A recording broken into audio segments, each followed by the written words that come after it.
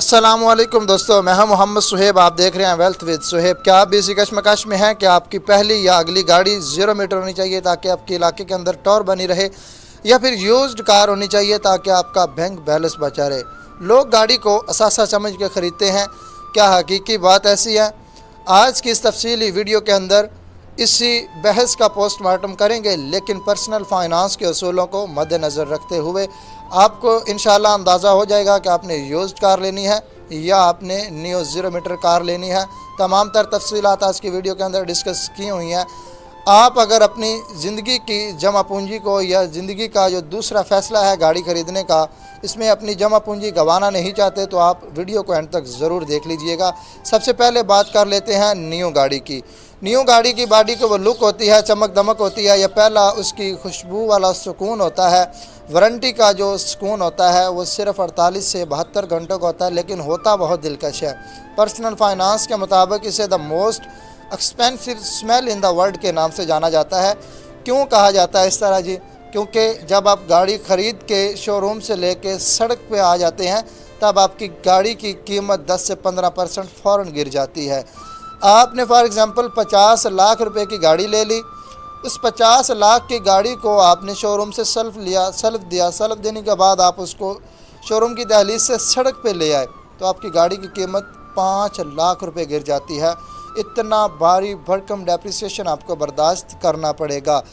और personal finance के असूलों को अगर देखा जाए तो इस तरह की किसी भी चीज़ में सरमायाकारी नहीं करनी चाहिए जिसकी वक्त के साथ तेज़ी से कीमत गिरती चली जाए। अब बात करते हैं यूज्ड कार की। पर्सनल फाइनेंस के मुताबिक यूज्ड कार खटारा नहीं बल्कि लाइटली यूज्ड कार होती है जो 2 से 3 साल चली हुई हो। अब यूज्ड कार का आपको ये फ़ायदा होगा कि वही फीचर, वही इंजन, वही आराम आपको 10 से 15 लाख कम रुपए में मिल जाएगा। आपको 2 से 3 साल चली हुई जो गाड़ी है वो अगर 40 लाख उसकी नई की कीमत है तो वो 30 लाख रुपए में आपको ईज़िली मिल सकती है मार्केट के अंदर। अब जो 40 लाख वाली गाड़ी आपने 2 से 3 साल चली हुई 30 लाख में ले ली, 10 लाख रुपए आपके पास बचे, वो है आपका नेट प्रॉफिट। उसको आप किसी भी जगह पे इजीली इन्वेस्ट करके एक अच्छी रकम अर्न कर सकते हैं, लेकिन लंबे अरसे तक अगर उसको इन्वेस्ट करके आप रखेंगे। अब बात करते हैं पाकिस्तान जैसे मुल्क के अंदर अगर आप एक बैंक से गाड़ी लीज़ करवाते हैं, और पाकिस्तान जैसे मुल्क वो मुल्क हैं जहां इंटरेस्ट रेट शरह सूद बहुत ज़्यादा है, आसमानों को छू रहा है, वहां पे अगर आप गाड़ी किस्तों पे लेते हैं या आप अपनी गाड़ी को बैंक से लीज़ करवाते हैं न्यू कार को, तो ऐसे समझ लीजिए जैसे आप मुआशी खुदकशी कर रहे हैं। इस तरह मैं क्यों कह रहा हूँ ये बात आप ज़रा नोट कीजिएगा। जब आपने गाड़ी की किस्तें 5 साल के अंदर मुकम्मल कर ली हैं, उसके बाद आपकी गाड़ी की कीमत से 1.5 गुना आप रकम ज़्यादा दे चुके हुए होते हैं। उसके अलावा उसके इंश्योरेंस के ख़र्चे, उसके ट्रैकर के अखराजात, उसकी रजिस्ट्रेशन फ़ीस वो अलहदा से होती है। इसी वजह से कहा जाता है पर्सनल फाइनेंस का सुनहरी असूल जो आपके सामने मैं रखने की कोशिश करूँगा, आप नोट कीजिए ज़रा इसको।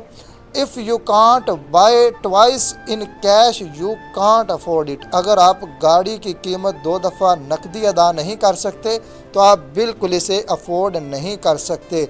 ये पर्सनल फाइनेंस का बहुत ज़बरदस्त असूल है। अगर आप यूज्ड कार और न्यू कार में कंपैरिजन करना चाहते हैं तो पहले इस असूल को मद्देनज़र रख लीजिएगा। अब सुहेब के जितने भी व्यूवर्स हैं इस वीडियो को देखने के बाद एक बहुत सवाल बड़ा लेके आ सकते हैं कि सुहेब भाई आप हमें यूज्ड कार की तरफ लेके जा रहे हैं, लेकिन यूज्ड कार जो होती है वो तो वर्कशॉप बार बार जाती है, न्यू कार का सुकून ही कुछ अलहदा होता है, उस पर ख़र्चा नहीं करना पड़ता। तो बिल्कुल आप किसी हद तक दुरुस्त फरमा रहे हैं जनाब। आपको मैं बताता चलूँ इसका हल भी मौजूद है। उसका हल क्या है? इंस्पेक्शन सर्विसेज वाली कंपनियां मौजूद हैं। आप चंद रुपए दे के गाड़ी का मुकम्मल चेकअप करवा सकते हैं। एक वेल मेंटेन्ड अगर आप गाड़ी ले लेते हैं तो उसका सालाना मेंटेनेंस का जो ख़र्चा है वो एक नई गाड़ी की इंश्योरेंस, उसके ट्रैकर के अखराजात, उसकी रजिस्ट्रेशन फ़ीस से कम ही होगा, ज़्यादा नहीं होगा। अपॉर्चुनिटी कास्ट के हवाले से अगर बात करते हैं तो मैथमेटिक्स से हम हिसाब लगवा लेते हैं। ज़रा आइए मैथमेटिक्स से हम पूछते हैं। ऑप्शन ए हमारे पास मौजूद है। हमने 50 लाख रुपए एक न्यू गाड़ी के लिए इन्वेस्ट कर दिए। 50 लाख में जब आपने एक नई गाड़ी ले ली, 4-5 साल के अंदर महंगाई की शरह को मद्देनज़र रखते हुए वो अपनी कीमत को 15 से 20 लाख रुपए तक गिरा चुकी हुई होती है।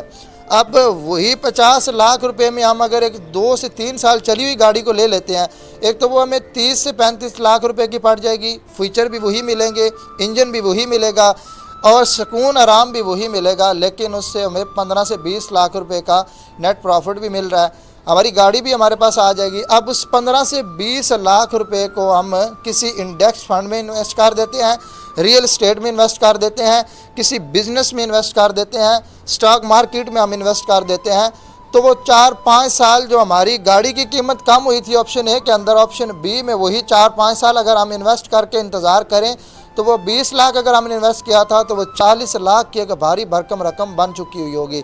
अब हमारे पास गाड़ी भी मौजूद होगी ऑप्शन बी में और हमारे पास एक भारी भरकम नफ़ा भी मौजूद होगा। इसे कहते हैं वेल्थ मैनेजमेंट स्ट्रेटजी। अमीर तरीन जो लोग हैं वो इसी तरह अपनी वेल्थ को मेंटेन करते हैं। अब बात करते हैं कि फिर भी अगर आप न्यू कार की तरफ जाना चाह रहे हैं तो फिर आप 20-4-10 वाला पर्सनल फाइनेंस का रूल है उसको अपना लीजिए, उसको आप देख लीजिए। अगर बिल्कुल आप पे वो एग्जैक्ट है तो फिर आप यूज्ड कार नहीं, फिर आप न्यू कार का ही फैसला कर सकते हैं। 20 का मतलब ये है अगर आपकी गाड़ी है 1 करोड़ रुपए की तो फिर आप 20 लाख रुपए डाउन पेमेंट की मद में दे सकते हैं। अब बात करते हैं बाकी जो रकम है 80 लाख रुपए, वो आपने 4 साल की आसान एक साथ कर लेनी है। 4 साल की एक साथ करने के बाद 10 का मतलब जो है 20-4-10 मैंने आपको बोला पर्सनल फाइनेंस का ये रूल है, तो 10 का मतलब है कि आपने अपना मंथली इनकम का हिसाब लगा लेना है। अगर आपकी मंथली इनकम है 10 लाख रुपए तो आपकी माहाना किस्त और गाड़ी के पेट्रोल का खर्चा 1 लाख रुपए से ज़्यादा नहीं होना चाहिए। 10 लाख का 10% 1 लाख रुपए बनता है। अगर आप इस रूल को अपना सकते हैं तो फिर आप न्यू कार की तरफ जा सकते हैं, फिर आपको यूज्ड कार लेने की कोई ज़रूरत नहीं है। दोस्तों गाड़ी एक लायबिलिटी है, बोझ है, बल्कि एसेट नहीं है। गाड़ी आपकी जेब से पैसे को निकालती है, आपकी जेब के अंदर पैसे को इंक्रीज़ नहीं करती। रोड के ऊपर चमकती दमकती हुई गाड़ी आपकी कामयाबी की दलील नहीं है, बल्कि आपकी कामयाबी की दलील आपकी इन्वेस्टमेंट पोर्टफोलियो या आपकी असल नेटवर्थ है जो आपको एक कामयाब मर्द बनाती है। फिर भी अगर आप अमीर दिखने के लिए न्यू गाड़ी लेना चाह रहे हैं तो आपकी अपनी सोच है, आप ले सकते हैं। अगर आप अमीर बनने के लिए यूज्ड कार का इंतखाब कर रहे हैं, बकिया बची रकम को आप किसी जगह पर इन्वेस्ट करना चाह रहे हैं, तो ये एक गुड ऑप्शन आपके लिए साबित हो सकता है। उम्मीद है आज की ये तफसीली वीडियो बहुत ज़्यादा आपको पसंद आई होगी और आपकी माली मदद करेगी और आपको इंतखाब करने में बहुत ज़्यादा हेल्पफुल साबित हो सकती है कि आपको यूज्ड कार लेनी चाहिए या न्यू कार लेनी चाहिए। आपका क्या इरादा है कमेंट सेक्शन में अपनी राय का ज़रूर इजहार कीजिएगा। आप एक यूज्ड कार लेना चाह रहे हैं या फिर न्यू कार का इंतखाब किया है आपने वीडियो के बाद भी। अपने होस्ट मोहम्मद सुहेब को दीजिए इजाज़त। अगर आप इस तरह की वेल्थ मैनेजमेंट की वीडियोस को देखना चाहते हैं या इस तरह का आपका भी हिसाब किताब है तो अपने भाई के चैनल को ज़रूर सब्सक्राइब कर लीजिएगा। अपने होस्ट मोहम्मद सुहेब को दीजिए इजाज़त। मिलते हैं नेक्स्ट वीडियो में। अपना रखिएगा बहुत सारा ख्याल। खुदा हाफिज़।